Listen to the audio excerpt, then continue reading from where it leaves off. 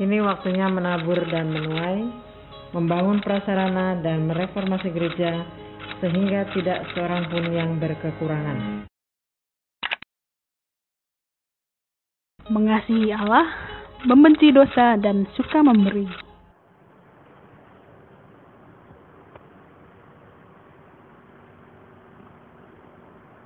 Salam. Selamat hari Minggu.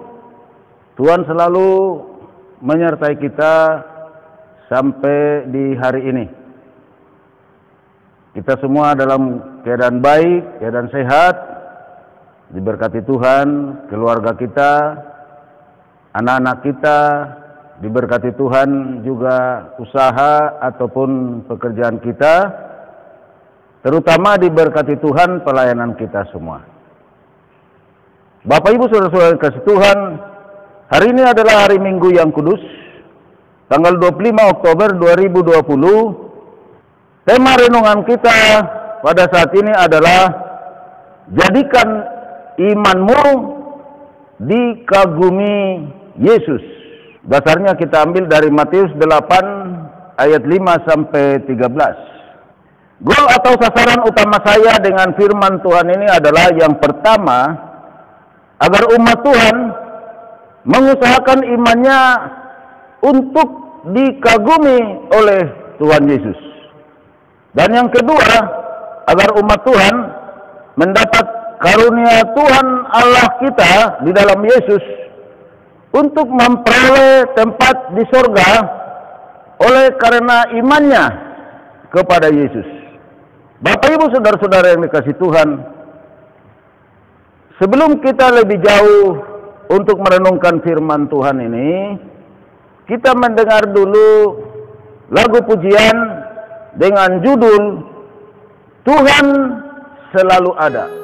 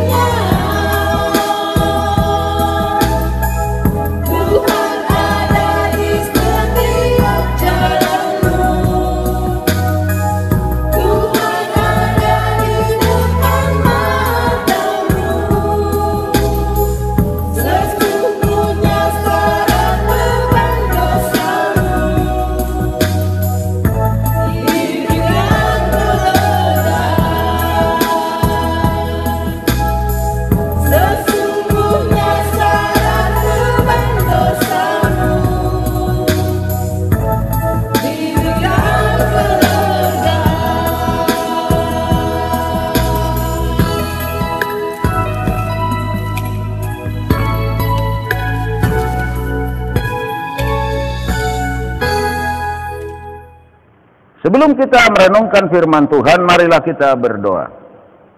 Bapa di surga, saat ini kami datang kepadamu.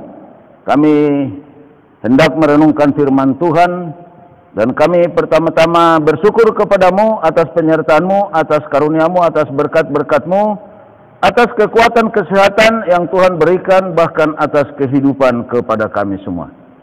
Saat ini ya Tuhan, kembali lagi kami beribadah kepada Tuhan di rumah kami masing-masing. Biarlah Engkau hadir di tengah-tengah kami ketika kami beribadah.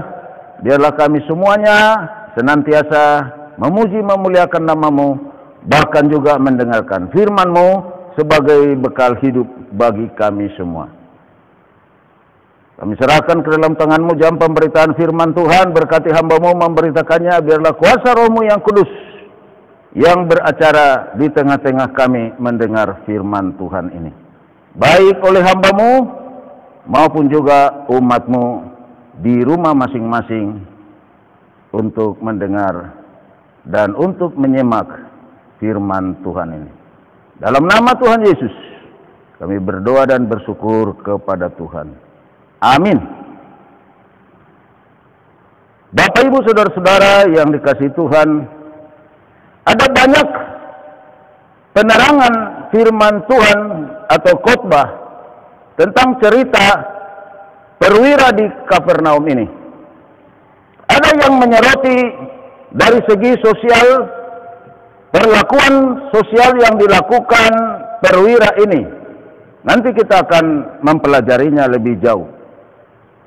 Ada juga dari perhatian perwira ini tentang bantuan-bantuannya untuk pembangunan rumah Tuhan, atau dalam hal ini rumah ibadat orang-orang Yahudi. Tetapi saya pada saat ini dalam renungan firman Tuhan ini sangat tertarik untuk membahas iman perwira di Kapernaum yang dikagumi oleh Yesus, atau yang membuat Yesus heran akan iman perwira ini, yang diceritakan dalam Matius 8 ayat 5 sampai dengan ayat yang ke-13. Mari kita membacanya. Yesus menyembuhkan hamba seorang perwira di Kapernaum. Ketika Yesus masuk ke Kapernaum, datanglah seorang perwira mendapatkan dia dan memohon kepadanya, "Tuan, hambaku terbaring di rumah karena sakit lumpuh, dan ia sangat menderita." Yesus berkata kepadanya, "Aku akan datang menyembuhkannya." Tetapi jawab perwira itu kepadanya, "Tuan, aku tidak layak menerima Tuan di dalam rumahku. Katakan saja sepatah kata, maka hambaku itu akan sembuh. Sebab aku sendiri seorang bawahan, dan di bawahku ada pula prajurit. Jika aku berkata kepada salah seorang prajurit itu, 'Pergi,' maka ia pergi, kepada seorang lagi, 'Datang,' maka ia datang. Ataupun kepada hambaku, 'Kerjakanlah ini,' maka ia mengerjakannya." Setelah Yesus mendengar hal itu, heranlah ia dan berkata kepada mereka yang mengikutinya, "Aku berkata kepadamu, sesungguhnya iman sebesar ini tidak pernah aku jumpai pada seorang pun di antara orang Israel. Aku berkata kepadamu, banyak orang akan datang dari timur dan barat dan duduk makan bersama-sama dengan Abraham, Ishak, dan Yakub di dalam kerajaan sorga. Sedangkan anak-anak kerajaan itu akan dicampakkan ke dalam kegelapan yang paling gelap. Di sanalah akan terdapat ratap dan kertak gigi." Lalu Yesus berkata kepada perwira itu, "Pulanglah, dan jadilah kepadamu seperti yang engkau percaya." Maka pada saat itu juga sembuhlah hambanya. Demikianlah firman Tuhan yang menjadi dasar renungan kita pada saat ini. Bapak, Ibu, Saudara-saudara yang kasih Tuhan, ada banyak penerangan firman Tuhan, khotbah tentang perwira di Kapernaum yang saya katakan tadi. Tapi kita akan menyoroti atau membahas tentang iman perwira di Kapernaum yang dikagumi oleh Yesus, atau yang membuat Yesus heran akan iman perwira ini. Seperti yang kita tadi baca dari Matius 8 ayat 5 sampai 13. Kita perhatikan kata-kata Tuhan Yesus dalam Matius 5 ayat 11. Aku berkata kepadamu, sesungguhnya iman sebesar ini tidak pernah aku jumpai pada seorang pun di antara orang Israel. Iman perwira ini sungguh-sungguh membuat Yesus kagum. Dengan kata lain, heran. Kalau kita membahas tentang kata heran atau kagum, kita tidak perlu terlalu jauh untuk meneliti dari bahasa aslinya atau Yunani. Walaupun segala hal dalam kata-kata Alkitab sangat pokok, menelusuri kata aslinya, atau kalau di Perjanjian Lama bahasa Ibraninya, dan kalau di Perjanjian Baru bahasa Yunaninya. Tapi kata heran yang dimaksud di dalam Matius 10 ayat 10 ini, kita naturalkan saja bahwa yang dimaksud di situ sesuai dengan Kamus Besar Bahasa Indonesia atau KBBI adalah kata heran. Di sana dimaksud merasa takjub, tercengang. Dalam KBBI juga kata kagum artinya sama, heran, dengan rasa memuji atau juga takjub. Jadi arti dari tema kita, dikagumi Yesus, berarti buatlah Yesus tercengang, buatlah Yesus takjub oleh karena iman kita. Sungguh senang jika kita dikagumi oleh seseorang karena ketampanan atau kecantikan kita.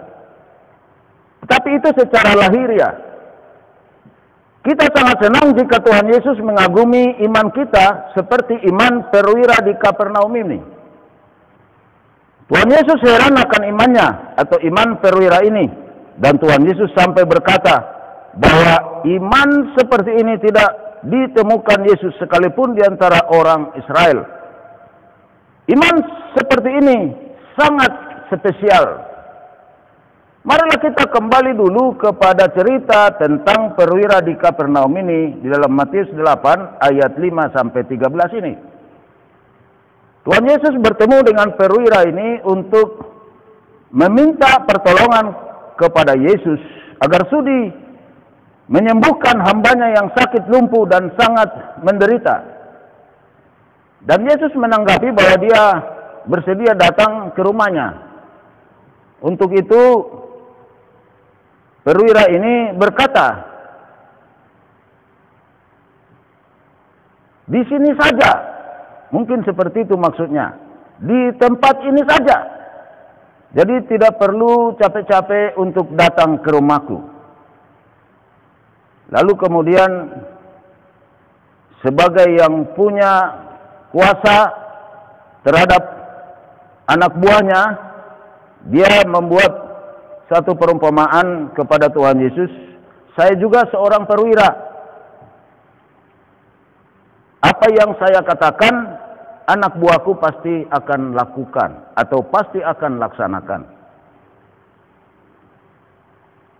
Dan Tuhan Yesus diyakini perwira itu untuk berkata, sepatah kata saja di sini, hambaku akan sembuh. Seperti yang dikatakan ayat yang ke-8. Lalu Yesus heran akan iman perwira itu. Bapak Ibu saudara-saudara yang kasih Yesus, apa yang membuat Yesus heran atau kagum akan iman perwira di Kapernaum ini? Kalau kita meneliti ada 3 hal yang membuat Yesus kagum terhadap iman perwira ini. Yang pertama, perwira itu mempercayai Yesus bukan manusia biasa, tapi yang berkuasa dan yang datang dari Allah. Kata tidak layak menerima Tuhan dalam rumahku, Tuhan dalam kata kalimat huruf besar ya. Kalau Tuhan kecil itu berarti Tuhan seperti biasa, majikan. Tetapi Tuhan yang dimaksud di sini adalah menuju kepada Tuhan, menuju kepada Tuhan besar yang pemilik kehidupan kita. Jadi dia katakan tidak layak menerima Tuhan dalam rumahku, seperti dikatakan di dalam ayat yang ke-8.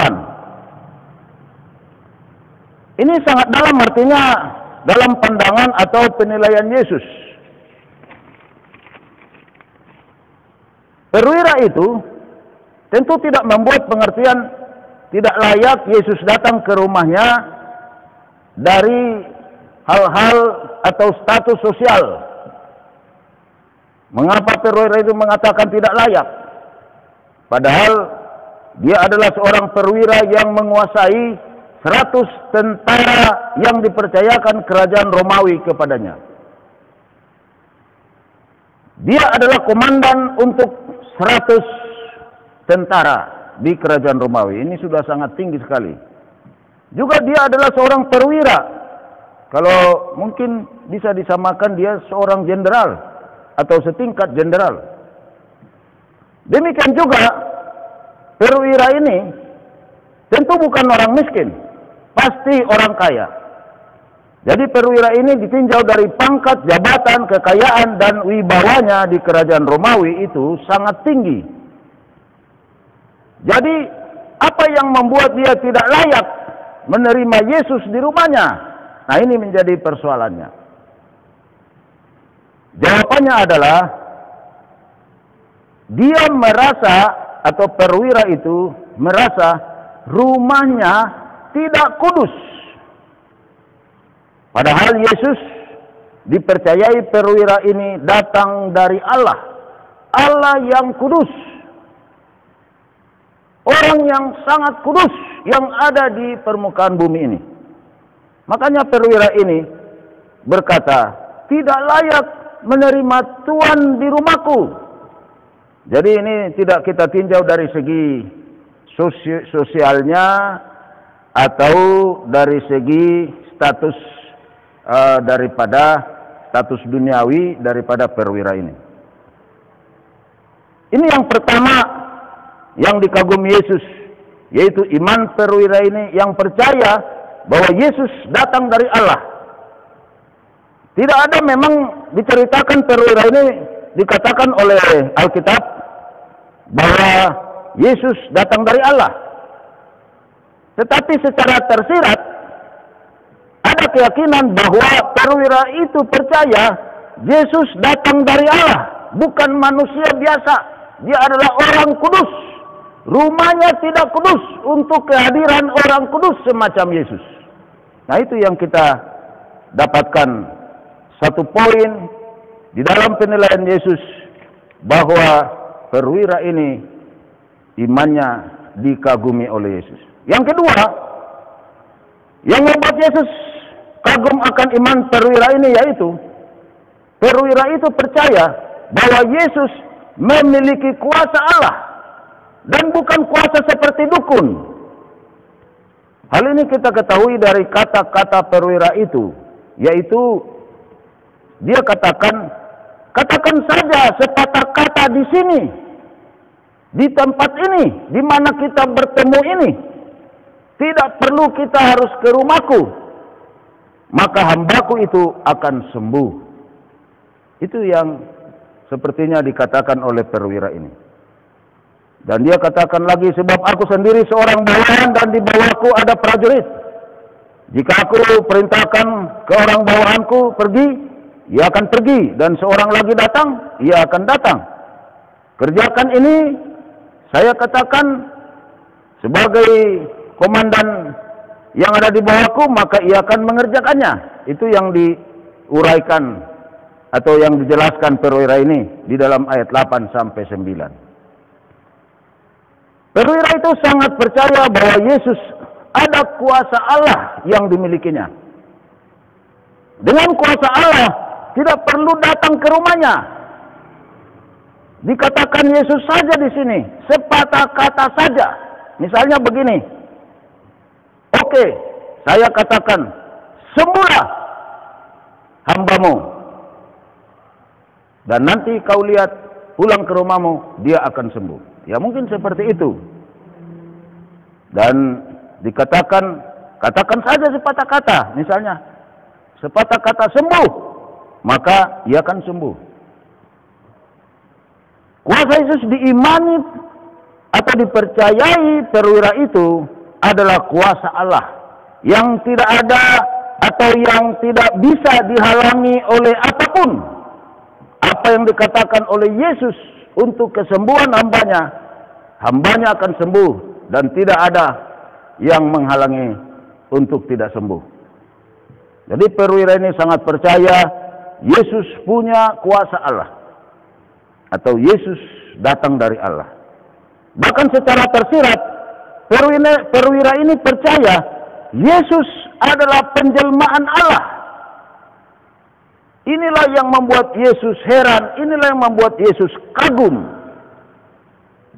Dan ini sebenarnya tidak ada dijelaskan bahwa perwira ini percaya Yesus adalah penjelmaan Allah.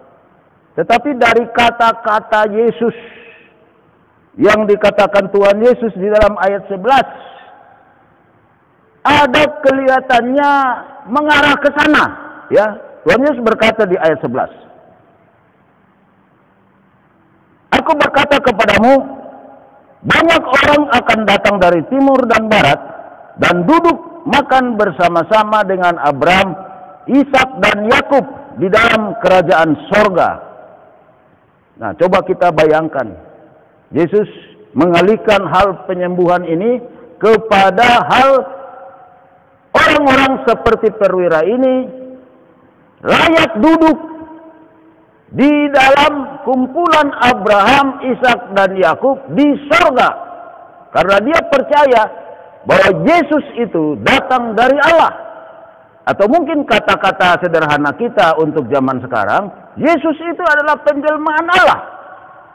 Bahkan mungkin seperti yang dikatakan dalam Filipi 2 ayat 11, Yesus itu adalah Tuhan. Nah itu lebih mantap lagi, itu lebih dipantek lagi. Iman perwira ini, dia seperti mengatakan, Engkau adalah Tuhan, tidak layak datang ke rumahku. Engkau adalah kudus dari Allah, tidak layak. Engkau punya kuasa, katakan saja di sini, maka hambaku akan sembuh. Maka kalau kita memperhatikan bahwa memang di dalam penafsiran ada kata tersurat di dalam Alkitab, ada juga hal yang tersirat di dalam hal yang kita lihat, makna-makna cerita-cerita di Alkitab atau kata-kata yang ada di Alkitab. Jadi seperti ini yang kita bisa perhatikan, bahwa sepertinya ada tersirat bahwa perwira di Kapernaum ini, dia memiliki iman yang luar biasa, bahwa Yesus bukan orang biasa, Yesus bukan orang sembarangan, Yesus bukan dukun, tapi Yesus datang dari Allah. Dia punya kuasa. Katakan saja di sini, engkau punya kuasa, sama seperti aku sebagai perwira. Aku punya kuasa. Apa yang kukatakan ke bawahanku, dia akan nurut, dia akan kerjakan apa yang kukatakan. Dan juga demikian juga, kalau Yesus atau Tuhan, dalam bahasa dia berdialog dengan Yesus ini sebagai Tuhan. Tuhan tidak layak datang ke rumahku. Katakan saja di sini Tuhan. Katakanlah, sembuh engkau hambaku, hamba perwira, maka dia akan sembuh. Mungkin seperti itu. Jadi perwira ini yakin dan percaya Yesus adalah datang dari Allah. Bahkan dalam pengertian kita yang lebih dalam lagi, kalau kita bisa memasuki apa yang dimaksud Yesus yang membuat dia heran terhadap iman perwira ini, itu tidak sembarangan kata-kata Yesus. Bahwa dia heran dalam pengertian Yesus di sini adalah bahwa Yesus melihat yang terdalam dalam hati dari para perwira ini, bahwa dia memiliki keyakinan dan kepercayaan. Perwira ini percaya Yesus datang dari Allah. Atau Yesus adalah Allah. Yesus adalah Mesias. Seperti yang diharap-harapkan oleh bangsa Israel atau bangsa Yahudi di zaman Yesus. Hal yang ketiga yang membuat Yesus kagum akan perwira ini yaitu perwira ini memiliki jiwa kemanusiaan yang tinggi. Di mana perwira ini memikirkan hambanya atau budaknya di ayat 6. Hamba perwira ini tentu adalah budaknya dan bukan seperti pembantu rumah tangga di zaman sekarang ini. Tetapi budak atau hamba di zaman Yesus, di zaman kerajaan Romawi adalah orang yang dibeli. Dia berkuasa apa saja, apalagi kalau sudah sakit, ya sudah disuruh aja pergi. Ya tidak perlu harus repot-repot. Tetapi perwira ini, dia sungguh-sungguh memperhatikan hambanya ini. Dan hambanya ini sakit. Dia mencari-cari Yesus, mencari informasi di mana Yesus. Sebab dia sudah tahu, karena dia banyak bergaul sama orang Yahudi. Dan dia juga dikatakan, dia membantu pembangunan rumah orang Yahudi, rumah ibadat orang Yahudi. Maka dia tentu tahu juga bahwa Yesus itu adalah di mana perwira ini memikirkan hambanya, bahwa Yesus juga tahu hatinya. Yesus tahu hati perwira ini yang mengasihi hambanya. Ini sama dengan cerita kalau kita memperhatikan Lukas 10 ayat 25 sampai 37. Di sana ada cerita orang Samaria yang murah hati. Di dalam cerita itu kita tidak perlu baca bahwa di dalam cerita Lukas 10 ayat 25 sampai 37 bahwa ada seorang Samaria yang berjalan melihat orang tergeletak karena dipukuli sama penyamun, dirampok sama penyamun. Dan ketika itu ada imam-imam yang lewat, orang Lewi lewat, tapi mereka mungkin merasa ini bukan sesamaku, ini bukan orang yang layak kubantu. Mereka lewat. Tetapi ada orang Samaria yang sebenarnya tidak cocok dengan orang Yahudi. Sedangkan yang dipukuli ini, yang dirampok ini adalah orang Yahudi. Lalu kemudian dia tolong, lalu kemudian dia rawat, dibawa ke, kalau kita zaman sekarang ke rumah sakit, dibawa di sana, diminta tolong para dokter perawat untuk mengobati luka-lukanya. Nah, ini dasarnya dari dialog seorang yang dikatakan ahli Taurat dengan Yesus tentang siapakah sesamaku manusia itu. Lalu Yesus membuat perumpamaan ini. Nah, disinilah kita melihat ada sesuatu, ada yang sinkron, ada yang sama cerita ini dengan cerita perwira ini yang mengasihi pembantunya. Seorang hamba, seorang doulos, seorang yang tidak perlu dia pedulikan. Tapi dia memiliki kemanusiaan. Nah, ini yang ketiga.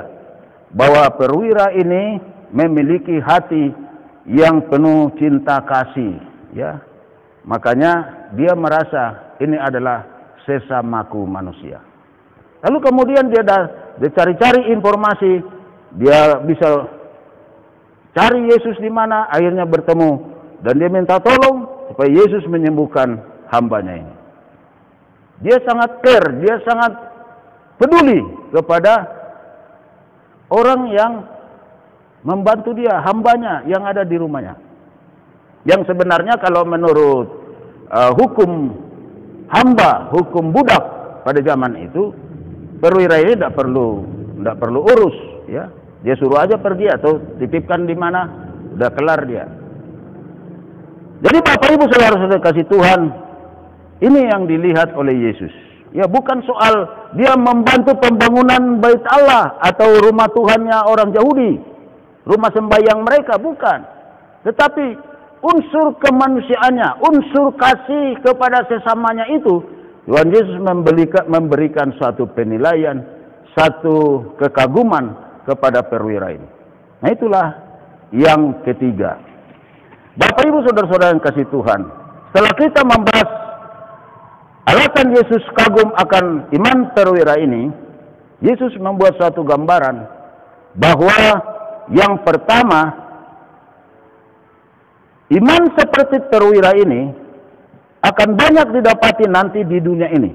Seperti dikatakan istilah timur dan barat, ya, yang dikatakan di dalam ayat yang ke-11, ya. Yang akan mendapat upahnya dari Tuhan, yaitu duduk bersama Abraham, Ishak dan Yakub di dalam kerajaan sorga. Matius 8 ayat 11 yang kita baca tadi. Dan yang kedua dalam perenungan kita ini, sedang sebaliknya, anak-anak kerajaan, yaitu yang dimaksud orang-orang Israel, umat Tuhan, dalam kerajaan mula-mula bangsa Israel yang dipilih oleh Tuhan dari keturunan Abraham, Ishak dan Yakub, yang disebut di sini anak-anak kerajaan, tetapi mereka tidak percaya terus kepada Yesus sebagai Mesias atau sebagai Tuhan, sebagai juru selamat, sebagai Allah mereka. Bahkan Yesus berulang-ulang mengatakan, "Aku dan Bapa adalah satu." Kepada perempuan Samaria juga mengatakan bahwa aku adalah Mesias. Dan Petrus juga berkata, "Engkau adalah Mesias, anak Allah yang maha tinggi." Tetapi orang-orang Yahudi, sisa dari bangsa Israel, umat yang dipilih Tuhan, umat kerajaan Allah, mereka sampai di zaman Yesus tidak percaya Yesus adalah Tuhan, Yesus adalah Mesias. Bahkan mereka menyalibkan Yesus di Golgota, di kayu salib. Inilah yang kita lihat daripada anak-anak kerajaan yang dimaksud di dalam ayat 12. Dan mereka ini nantinya akan dibuang, dicampakkan ke neraka. Ayat 12 ini pengertiannya adalah dicampakkan ke neraka. Jadi Bapak Ibu Saudara-saudara yang kasih Tuhan, ada bahan perenungan yang indah yang bisa kita dapatkan dari peristiwa ini, yaitu pertama, Tuhan Yesus memuji iman perwira ini. Di dalam ayat 10, bagaimana dengan komunitas kita sebagai anak-anak Tuhan, umat Tuhan, orang-orang gereja, atau orang-orang yang berada dalam persekutuan iman yang sama, percaya kepada Yesus. Iman seperti iman perwira di Kapernaum ini, kalau kita bertanya, adakah di komunitas kita, adakah iman seperti itu di persekutuan umat Tuhan atau di gereja kita? Adakah juga iman seperti ini di rumah tangga kita? Adakah iman seperti ini di kumpulan-kumpulan orang Kristen? Iman seperti yang dimaksud, yaitu yang telah kita bahas tadi dengan 3 poin di atas tadi, atau yang sudah kita bahas tadi, di mana Yesus mengagumi iman perwira ini. Mari kita evaluasi atau kita cek sendiri diri kita, komunitas kita, atau mungkin dalam pengertian ini gereja kita, di mana kita selalu beribadah bersama-sama dengan umat yang percaya kepada Yesus. Sudahkah kita memiliki iman seperti iman perwira ini? Atau Tuhan Yesus tidak juga menjumpainya di kalangan kita orang percaya? Wah, ini sudah gawat. Kalau sampai tidak memiliki iman seperti iman orang yang, atau iman seperti perwira itu, wah, kita bisa dicampakkan ke neraka. Seperti yang dikatakan dalam ayat 12. Kita sebagai anak-anak kerajaan dalam pengertian yang baru, bukan dalam pengertian orang Yahudi, orang Israel modern di zaman Yesus adalah orang-orang Yahudi yang mau membunuh Yesus. Tapi kita anak-anak kerajaan di zaman sekarang ini. Maka letakkan posisimu di mana kita perlu sekali untuk berada. Untuk di sorga bersama Abraham, Ishak dan Yakub. Letakkan posisi kehidupan imanmu seperti iman perwira di Kapernaum ini. Ya, kalau kita memperhatikan iman perwira di Kapernaum tadi, jelas sekali posisi kita berarti berada dengan Bapa Abraham, Ishak dan Yakub di surga yang kekal. hati-hati, ya. Kita bisa dicampakkan ke neraka kalau kita tidak percaya betul kepada Yesus, tidak mau hidup betul di dalam Yesus, tidak peduli betul kepada kehidupan di dalam Yesus. Kita cari uang terus, cari hal duniawi terus, dan cari material terus sampai kita mati, sampai kita dipanggil Tuhan. Semuanya itu tidak bisa kita bawa. Bahkan kita di sana, di seberang sana, dicampakkan ke neraka. Coba. Jadi makanya hati-hati. Hati-hati akan hidupmu. Di musim pandemi COVID-19 ini, antara hidup dan kematian sangat dekat jaraknya. Kalau kita memiliki iman seperti perwira yang membuat Yesus heran, kita akan diberkati. Kita akan diprotek oleh Tuhan. Kita akan dijaga oleh Tuhan. Kita akan dilindungi oleh Tuhan. Tapi kalau menyusahkan Tuhan, tidak pernah ke gereja, tidak pernah peduli akan doa, tidak pernah peduli akan ibadah, tidak pernah peduli terhadap mendukung pekerjaan Tuhan, tidak pernah peduli akan pelayanan, dan hidup terus berkeliaran di dunia ini dengan segala yang mereka mau raih, mau dapat, mereka mau pakai, mau makan, mau hidup. Mereka ketika mengalami suatu hal yang berat, yang saya katakan tadi, dengan COVID-19 ini, antara hidup dan mati sangat dekat jaraknya. Kita tidak tahu. Oleh karena itu kita berdoa, dijauhkan kita dari virus COVID-19 ini. Amin. Mari kita pelajari terus iman perwira ini. Iman yang dikagumi Yesus. Supaya Yesus memprotek kita. Tapi kalau kita menyusahkan Tuhan, Tuhan akan melepaskan kita dari perlindungannya, dari proteknya, dari penjagaannya kepada maut atau kematian.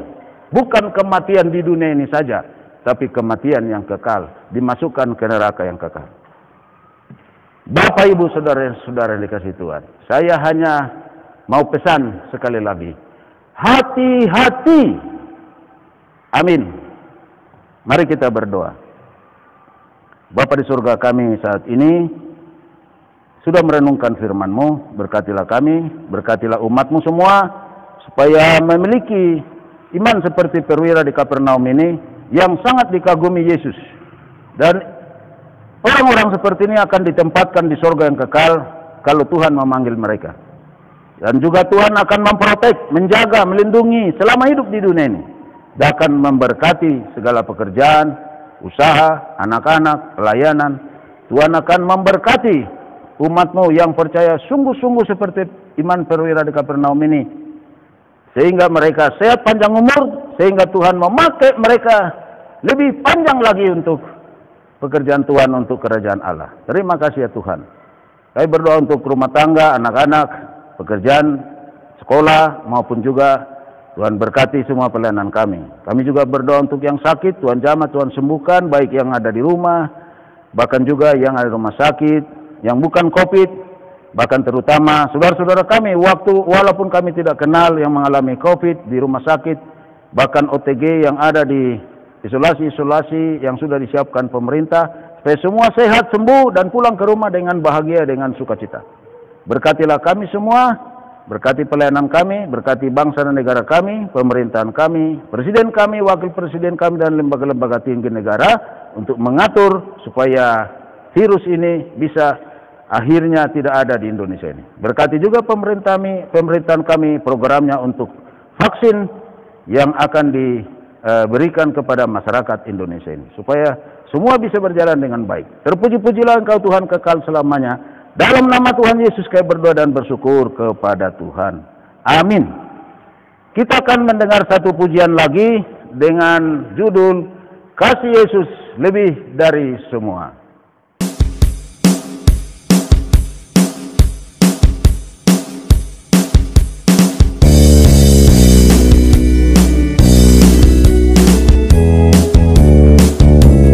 Kasih Yesus lebih dari